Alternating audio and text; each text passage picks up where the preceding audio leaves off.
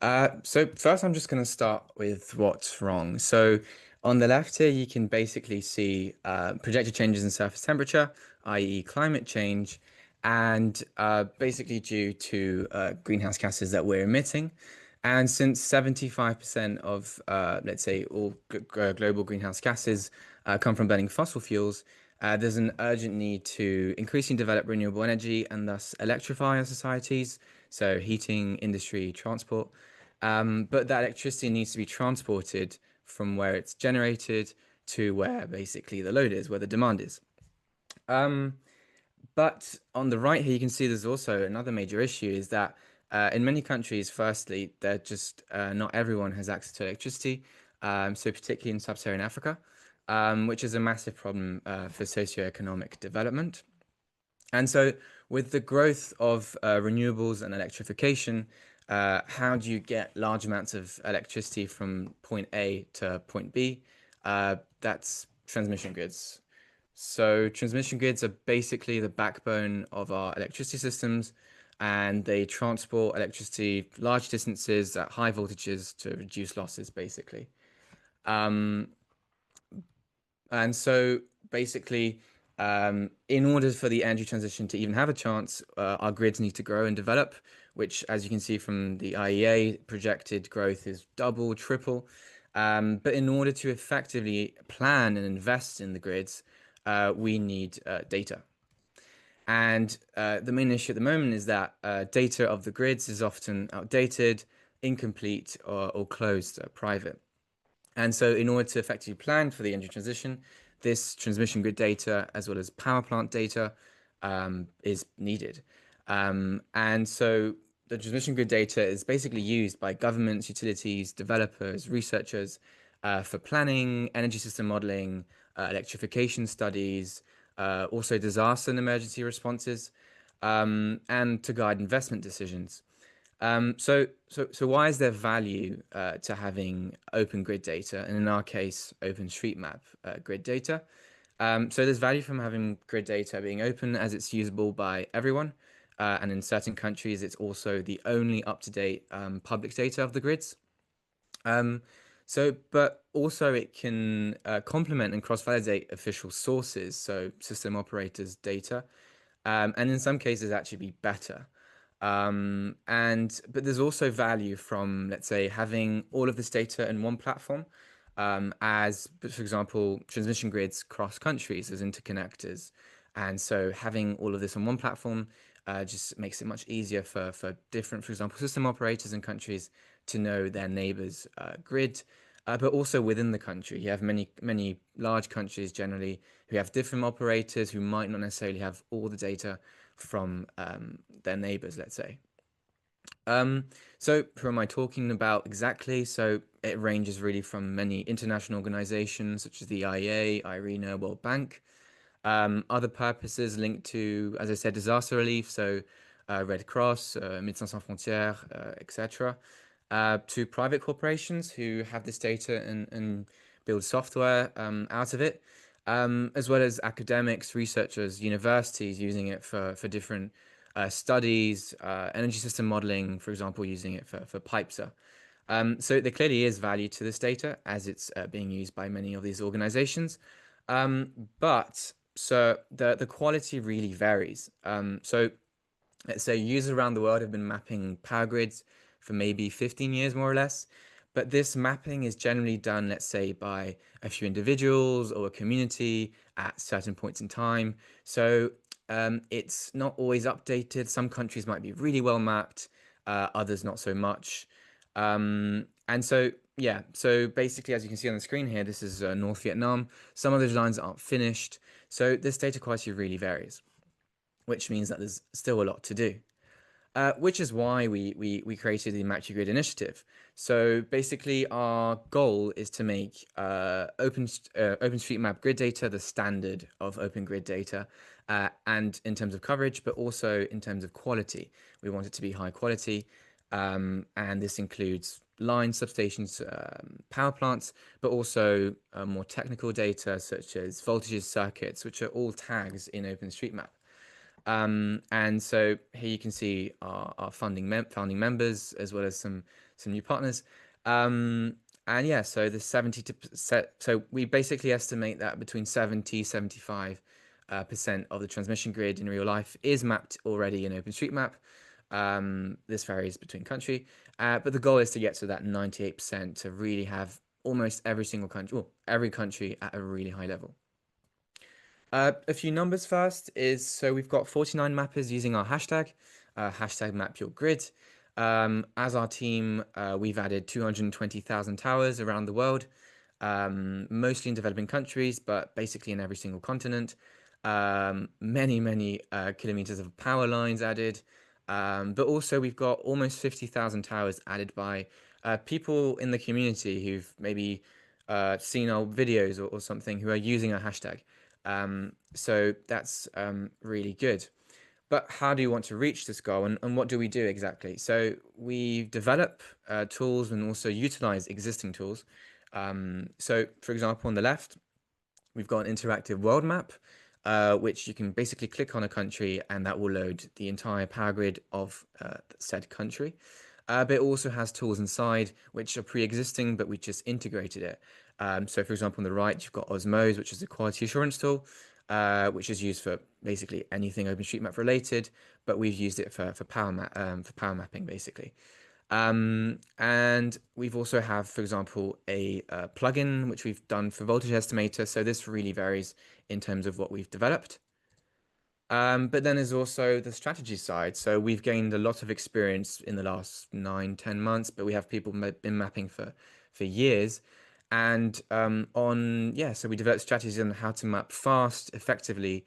And so, for example, on the left here, you've got we're using Mapillary on JOSM to see the images of the towers, seeing how many cables it has, which tower connects with which. And there's just a bunch of different strategies that really help to map fast and find things that need to be mapped. But we also have, for example, on the right, a massive catalog of public electrical grid maps, data, reports for almost every country in the world that we could find. And this is really useful just in itself to have that as a catalog, but also for mapping because it can be used as like hint layers to know where each substation is located, etc. So so that's the mapping, but we also want the mapping that is made to be of high quality, and for that we have validation. So this goes pre-mapping and post-mapping. In terms of pre-editing, we've got standards and guidelines on like wiki pages, for example, on how to map everything related to power. We also have like a power quality assurance validator in JOSM.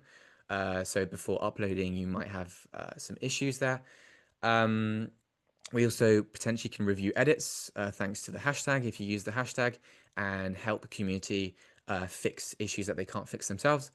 But then there's also post upload, let's say. So this is, for example, Osmose, the quality assurance tool, which is super useful for looking at the quality of the grids. But we have other developments that are potentially being made. So testing the grid data with external systems to see if it actually makes sense in real life with real world applications. And also potentially AI-assisted random sampling and field validation. But that's, let's say, in the pipeline. Then training material. So very important to not keep all the knowledge ourselves, but also to give it to the community. So we have, for example, a bunch of YouTube videos which you can follow on different tools, strategies, using ID, using JOSM. We also have in English and Spanish, and soon a few other languages. And then this one, so I think it's much more fancy to do software and tooling and everything. But the I think the real value comes from the community engagement because at the end of the day, for example, our team, we can map really fast and really well, but this is only 2025, 2026. The real goal is to really build a strong community that knows how to map power infrastructure in their own country or any country, and that can do this in the very long term, so that the quality remains really high, not for just 1 year or 2 years, but for 20 years or more.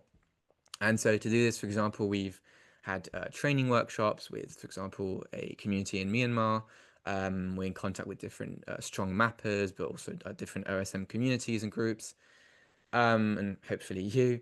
And yeah, and much more to come. So we have, for example, working on a health score to look at, let's say, the quality of the grid for each country, videos in other languages. We're doing better monitoring of contributions, and also gamification of power mapping. So in terms of benefits to you guys, to mappers, so why should we map the power grid as an individual? So first things first is you have a direct impact yourself on important issues, as we've seen. So this data is super useful and is being used and will be used for really good causes. Secondly, you actually get to learn a lot about the electrical grid. So I don't come from an electrical engineering background, but in the past year I've learned like a lot and very technical stuff as well, just from mapping. And even for people who are very technical, you still learn quite a lot looking at satellite imagery and documentation and everything. And then thirdly, it's a bit more fun, but you learn about your country and other countries, geography, but also related to energy. You actually learn a lot about people, other countries' energy mixes. So, for example, if you're mapping and you see that a country has a lot of hydropower or solar panels, etc. So it's really interesting information to have. Fourthly, so this data, yes, it's being used by organizations and companies, etc., but it's open, so we should be able to use it ourselves. So basically, this data can be used by yourself, and we teach that as well, and how to extract this. For example, here you can see a map that someone in our team has made who's from Zambia.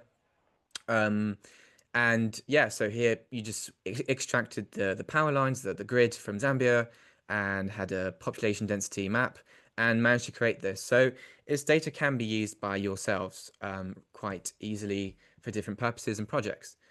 Fifth, building a community. I think it's always nice to be part of a community. And sixth was actually quite fun. So you can, if you're competitive like me and you want to be like your country's top power mapper or something, then you can do that, and it can be really engaging. So it can be quite tough looking at looking for documents, trying to understand which line goes with which one. It can get really technical, but it can also be really, let's say, calm and chill. Like you can listen to a podcast and map some towers. So it's really for everyone. And just quickly on the sort of training that we can do. So we've got Starter Kit for ID or JOSM, which is basically what we're going through today. This is more for like really beginners. Then we have Pioneer mapping, which is looking more at using tools and strategies to map in terms of coverage. Then technical mapping, looking more, let's say, at the technical circuits, voltages of grids. Validation mapping, look at the quality of and validating the current grid data in OSM. Data extraction and processing, similar to what I just talked about how to extract this, how to use it, how to process it in useful ways, such as making maps. And then also linking OpenStreetMap data to Wikidata and using IDs, which is very useful. So quickly, I just went through the YouthMappers activity dashboard to see where some of you might be from and found a few hotspots. And here we've got, let's say, a few hotspots with the grid. So the grids are almost basically everywhere. And so I try to find as many good first lines and many things to map in every single country, which I'll be showing you a bit in a while. And so yeah, so before we start sort of the more mapping and the hands-on process, I'm inviting you to have any questions about the initiative, or yeah, the floor is yours. There's someone asking about the capacity of the line in the chat. Andreas, do you want to answer this? Or? Yes. So can we map okay, does it include other information? Yes. So no, it doesn't include the capacity of the power lines. It includes voltages, circuits, cables. But we are sort of basically developing a pipeline to be able to, outside of OpenStreetMap, in a way, use and put capacity data as well.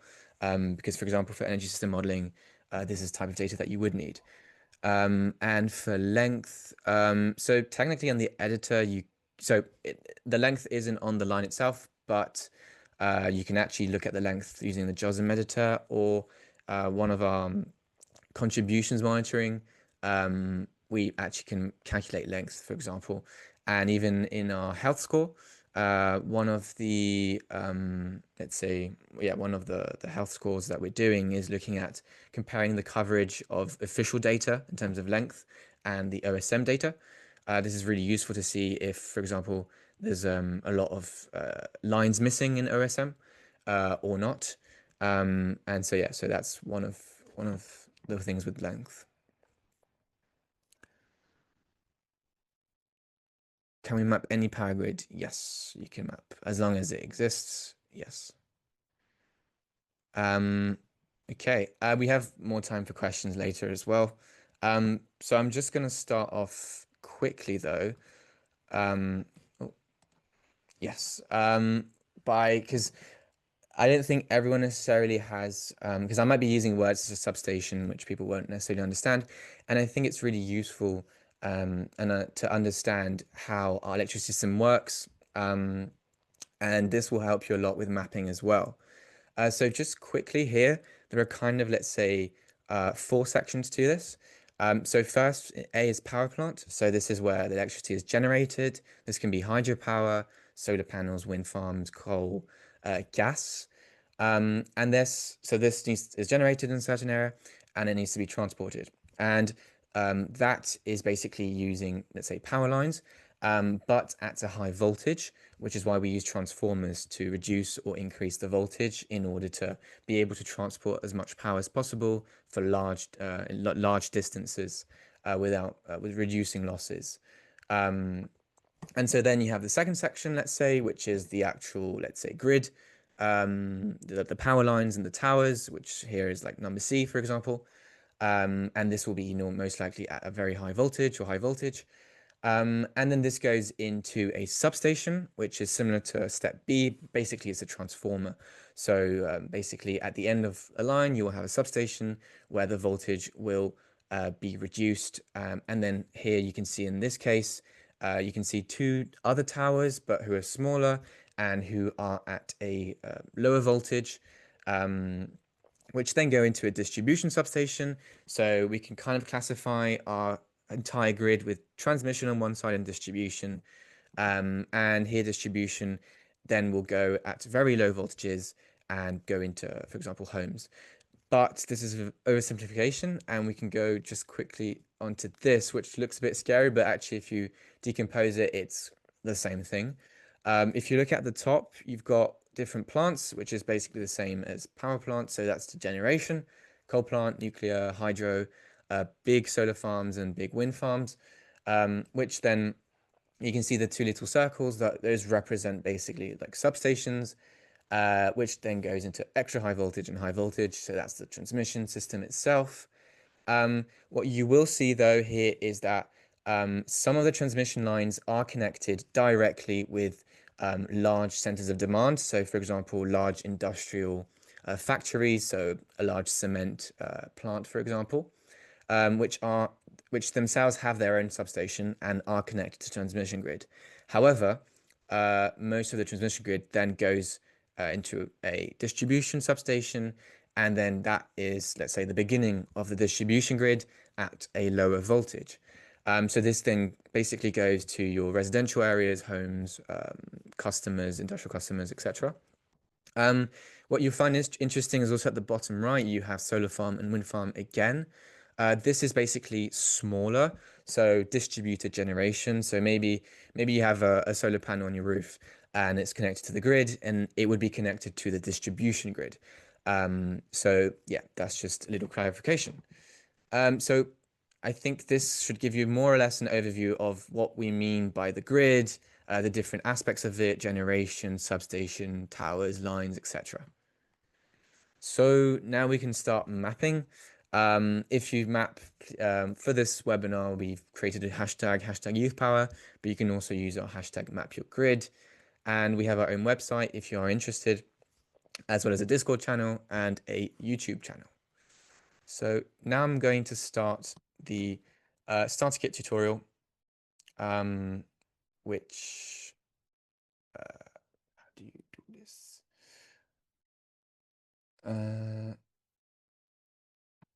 Okay. So first things first is to go to our website. So we've got a website with a bunch of information on our initiative, on the impact of the grid data, starter kit, strategies, etc. But for the starter kit, you just go to the starter kit page, and here you have different starter kits. So the ID one, which we're going through in just a moment. We have a JOSM one as well, if you're more comfortable with JOSM or have more experience, and also other ones with Map Complete, for example. We also have a video which you can follow. But yeah, so the first thing that you would most likely want to do is create an OpenStreetMap account if you don't have one. And if you do, then we can start basically the process. So the first thing you're going to do is go to our good first lines. So our good first lines, if you click there, basically is a page with just a bunch of, as we call them, good first lines, which are unfinished transmission lines, which are really good for beginners because we've basically put the coordinates and you can just go there and map the rest of the line quite easily, which I'll be showing you right now. And so we've got a bunch of good first lines, some easier, some harder for basically a bunch of countries. And I've tried to find a few lines for everyone if you're from these countries. So yeah, so this is what you would do. You would go to this page and then you would click on one of these issues. So for this webinar, I've prepared 3 good first lines. And so before mapping, for example, you can press an attempted mapping if you've attempted it or are attempting it. And if you haven't succeeded in finishing it, so that someone else with maybe more experience can map. This is also usable with JOSM, but I'm just going to focus on ID at the moment. So yeah, and then if you finish the line, then you can put completed line, and then this goes into an archive. So how would you map basically? So first you just click on ID editor, and this is going to open a page with ID editor, and it's going to move you to those exact coordinates of that good first line. So here we're in Bangladesh, and as you can see, we've got a power tower here and the line. So the imagery is actually really good. You can also switch. So on Bing, you can't actually see it, so it's probably a relatively new line. And you can also sort of, if you don't have these roads, etc., you can remove the data and just have the power features. So here, basically, I've been teleported to this good first line. And if you zoom out a little bit, you've got the tower here tagged as high voltage tower. You have other tags that you can put. And then the power line, which is tagged here with the operator, the voltage has been tagged, the cables. So the cables actually could be tagged here because you can actually see there's 6. So this is a type of metadata data that you can put on power lines. So in terms of how you would map this, so you have 2 ways. The first one is to just extend the line and try and find the next tower. So just a little hack, for example, is sometimes in this case, you can clearly see the gray metallic object, but many times, which I'll show later, the imagery might not be as good. So you might be able to find the shadow, but not the tower itself. But in this case, I can clearly see the next tower here, and it's a really, really good example of an easy, good first line. And so how you'd map this, I'm sure some of you know, but you extend it so you can use your keyboard and press A. That extends the line. Technically, you could also create a line from the node. But in this case, I'm just going to extend it. And so basically, all you need to do is just go like this and try and find the next towers. In most cases, they will follow the same direction. So in this case, I know it's going to go more or less this way. But from time to time, they obviously change direction. And as you can see, this line has been slightly mapped, but not the rest. So for example, you could connect it like this and then continue the line all the way like this. And so let's say you've mapped the line and finished it. And so the power line has already been tagged, but the nodes, the points that you've put, have not. So you could technically just click on a PowerPoint and then put high voltage tower, which is already here. So you would type that in. But in many cases, you might have 50 or even 200 towers on the line, and that's just going to take you for ages. So what you can do is use a keyboard shortcut, which is clicking on the power line, then do Control and down, which it should be in the help and keyboard shortcuts. And as you can see, it's selected all of the child nodes, so all of the nodes of this line here. And essentially, what you can do is tag all of these with high voltage tower. So most of these are already tagged. And since all of these are already the same type of tag, so they're all towers, you can safely just essentially tag. And as you can see here, it's tagged all of those points that weren't tagged. Now, just a warning is that sometimes if, for example, on this line you have something that isn't a high voltage tower, like a power switch or something, then you don't want to tag that as well as a high voltage tower. So you can just remove those specific ones and then just do what I did. So yeah, so that's a really easy way to map just really fast, like up to like, well, as many towers as you want. So that was one first example, but we can go through other ones just to, so you sort of see the type of imagery that you'll see. So this one is also quite good. You can switch. I mean, here it's under construction, but in Esri you can really see the tower. It's quite easy to see. This is, let's say, good quality imagery. Certain areas will not have this quality. And in this case, the tower has already been placed. So, for example, you could just continue the line like this, all the way like that, basically, and try and follow the line. So that's something that you can do. And then just quickly, if you're, for example, if you have, if there isn't a line and you don't know how to tag a line and you're creating one, so like this, the way that you tag this line is just basically power line. One little thing, minor power lines are for distribution lines. So basically this one's a transmission line and you can just tag it and then put, if you know the voltage, for example, it's very useful, cables, etc. So that's how you basically tag a power line. One last example, this time in Ghana. So here you can see a tower, not as clear, but it's still relatively clear. And the next one is here. So as we just did, Control A, A on your keyboard. The next one should be here, but let's say the difficulty is already a little bit higher because it's a bit harder to see, but your eyes will get trained basically as if you map more. Here it's not going to go this way. It's going to change direction, and I believe it should end around here. So in this case, we've just mapped 3 lines, which we haven't necessarily finished. But as we saw in the explanation of the power grids at the beginning, lines basically finish at substations.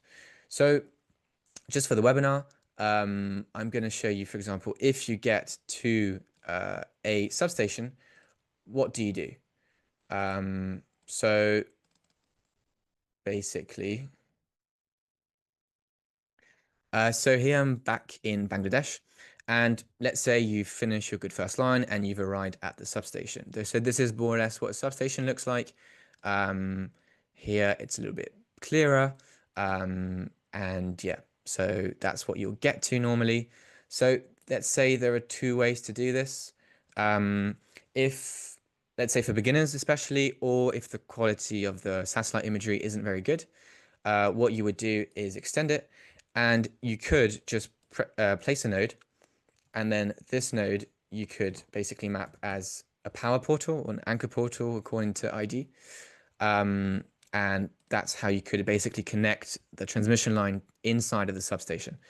So if the quality of, so if you know that the substation is there and you've mapped it, but you don't know exactly, but you can't really see, for example, the inside, then this is a very valid way to do it. But technically, if we want to be technical about this, then basically the way that you would do this is to, here is basically a portal. You can get a lot of information on the wiki, but here's basically two portals, and you know that this line has 6 cables, so it most probably has 2 circuits. And so the way that you do this is basically creating a line.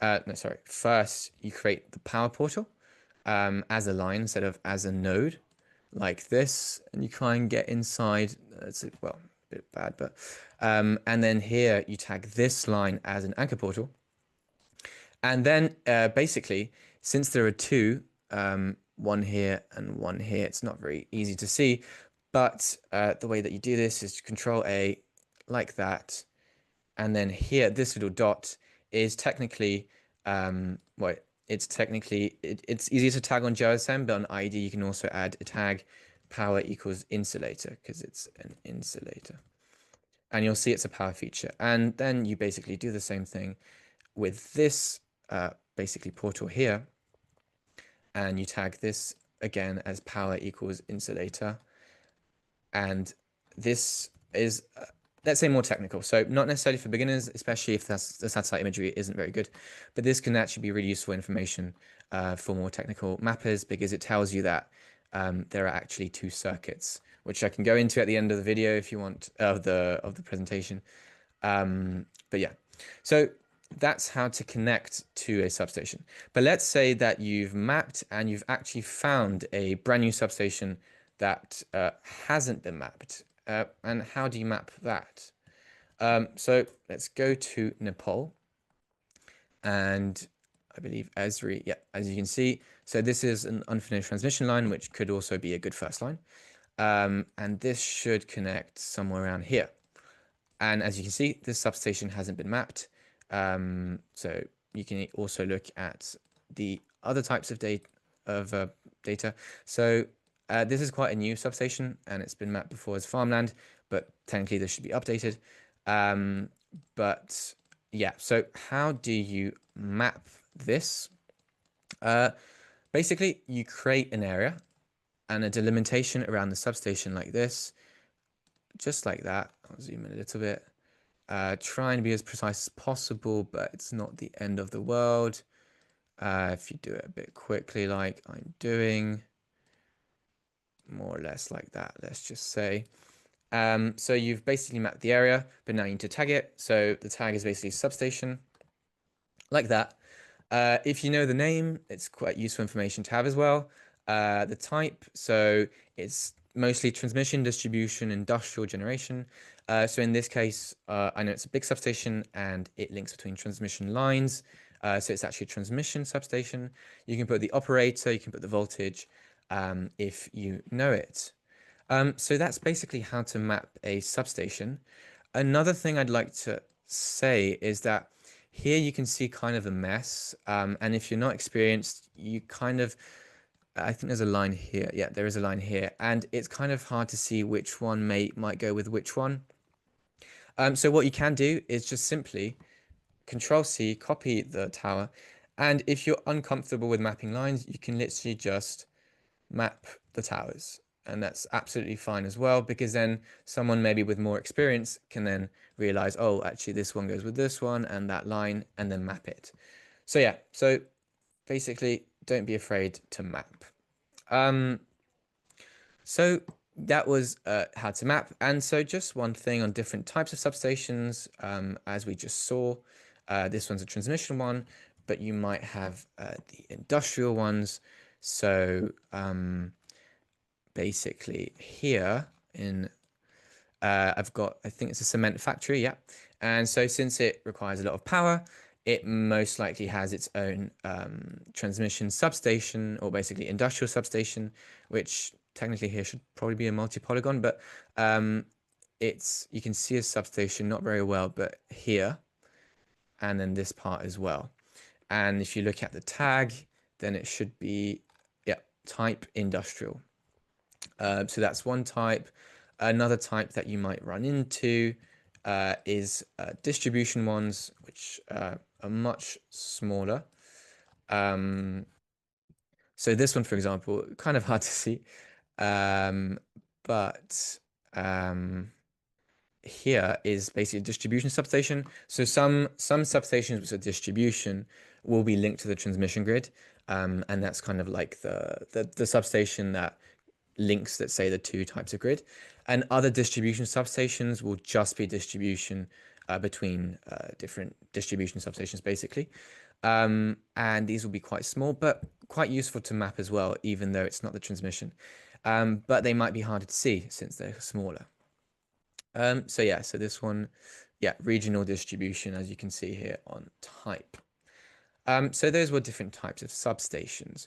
Now, another thing which is important as well, and you might run into, is if we just go to the Philippines, is here. You've got two lines which are power lines and not minor power lines, so they're transmission.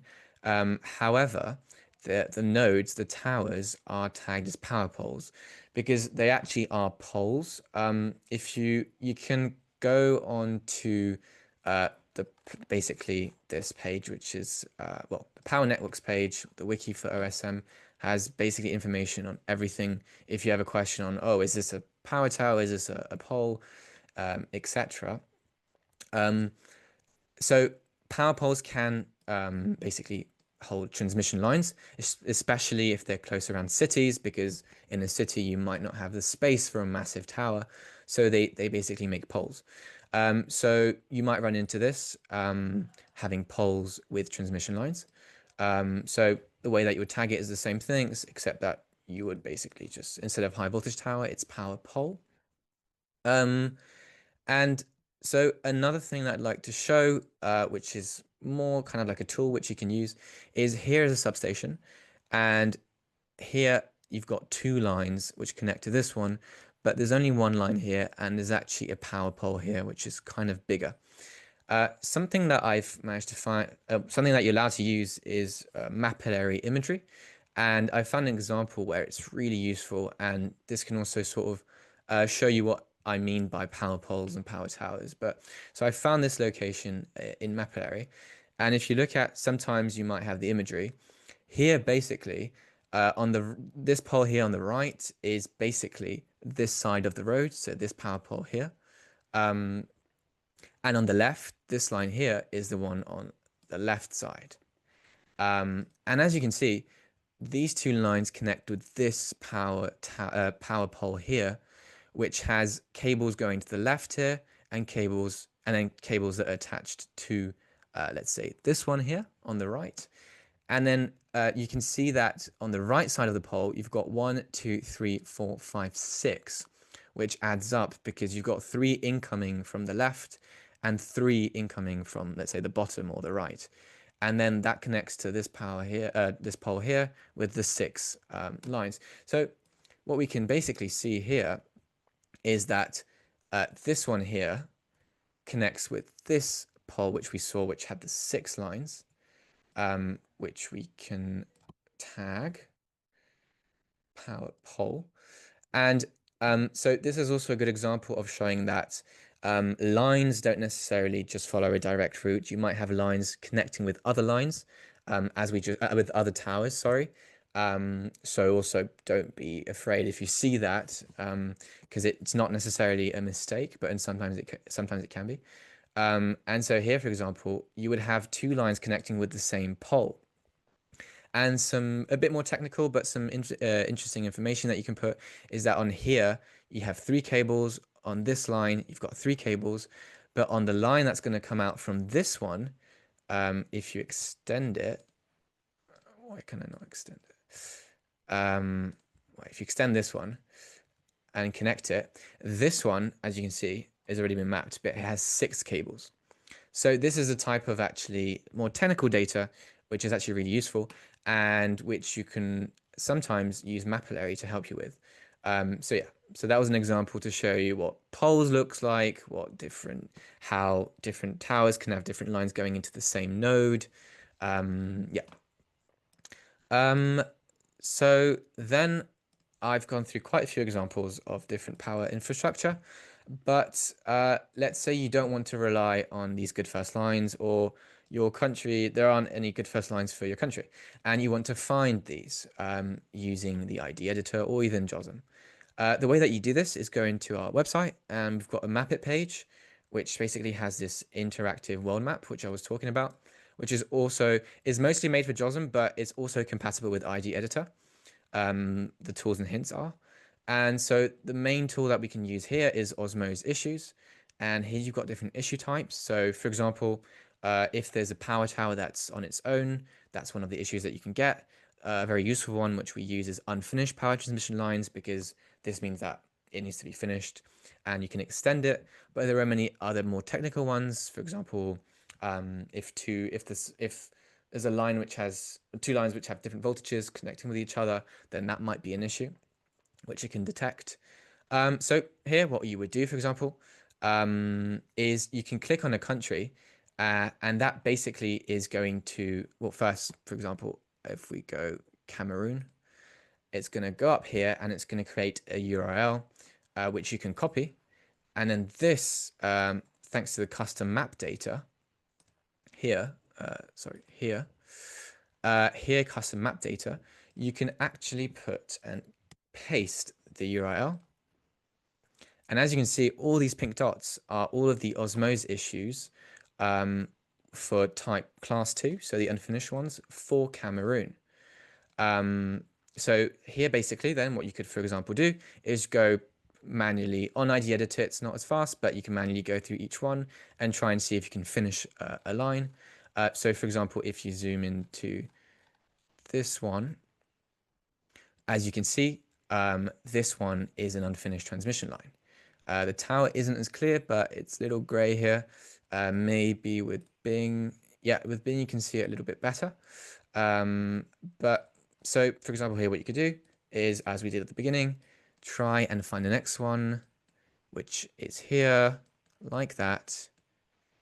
And the next one should be in the same direction, or not necessarily. Sometimes the imagery isn't good or updated. And sometimes you can go into cities, which can be really much more difficult to map. But in this case, for example, I managed to, find an unfinished transmission line thanks to the Osmosis tool, which means that, let's say you've kind of gone past the good first lines and you want to find your own in your own country, then you can. But there are also other tools. So we have, for example, integrated here, Global Energy Monitor's Power Plants dataset.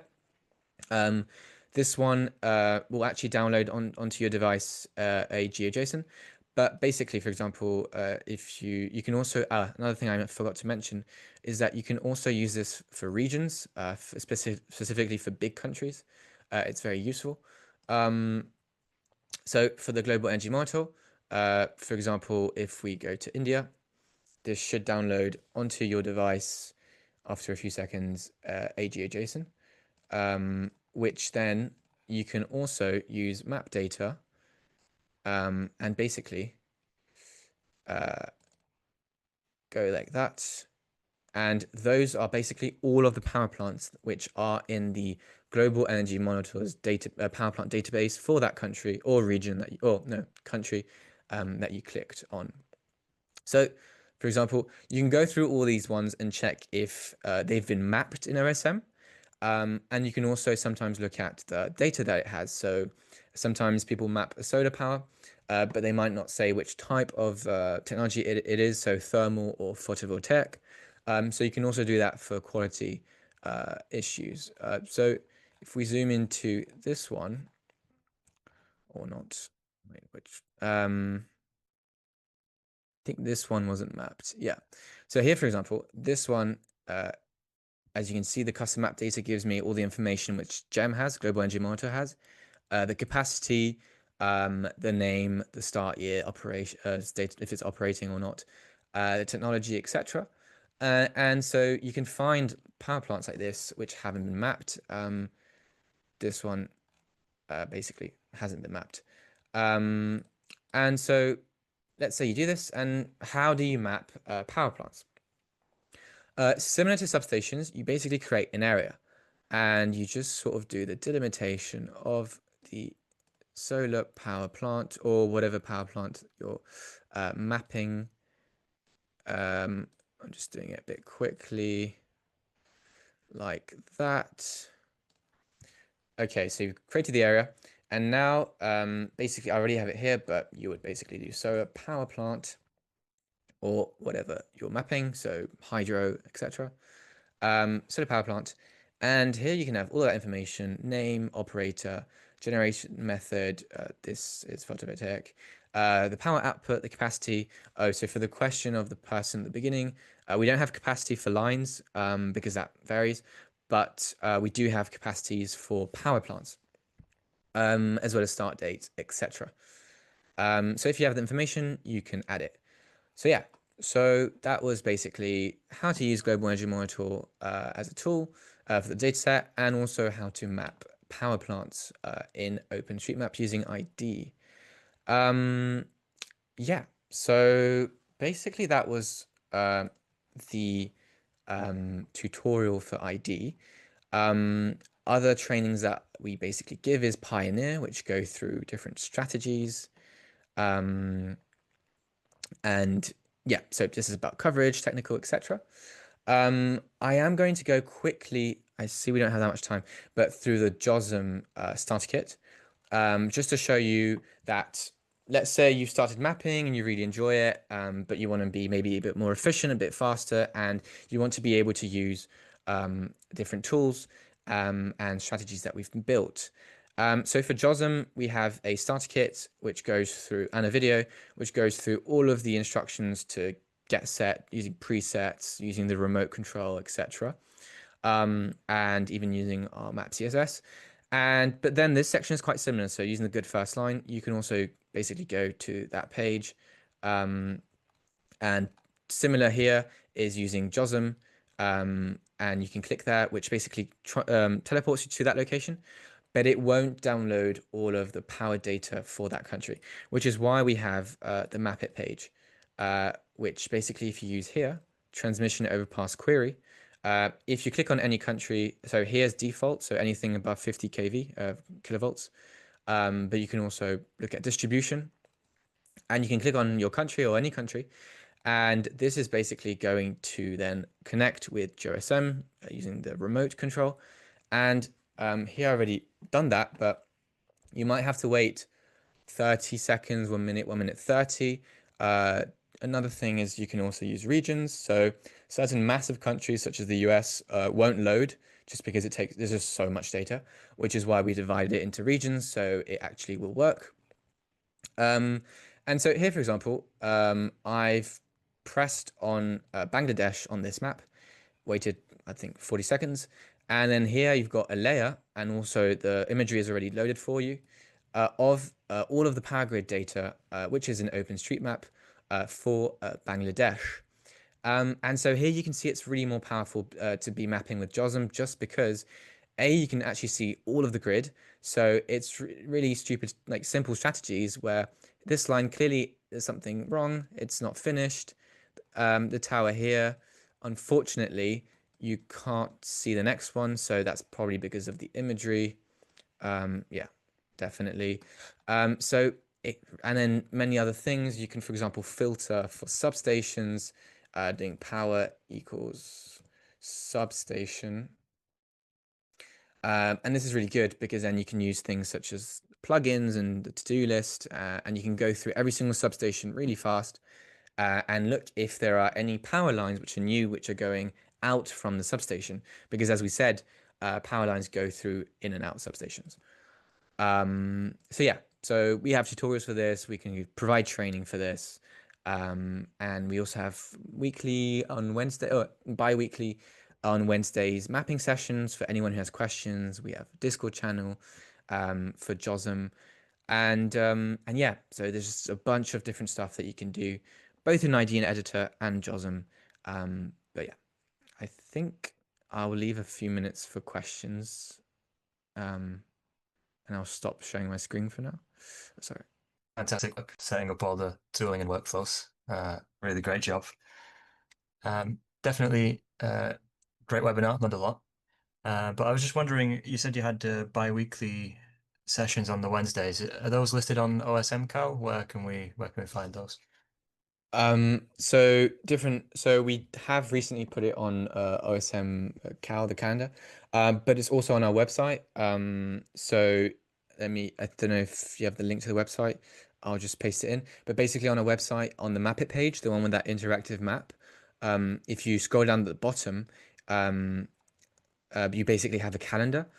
We've just integrated a Google Calendar, and there you can see all of the different sort of sessions that we do. Even for example, today's webinar is on there. So I'll put that into the chat. Oh well, okay, 50 chats. I already did. Okay, cool. Perfect. Yeah, so that's every 2 Wednesdays basically. And yeah, what we basically do there is just sort of map easy stuff, complex stuff if people have questions about certain things. And yeah. Cheers. Thank you very much.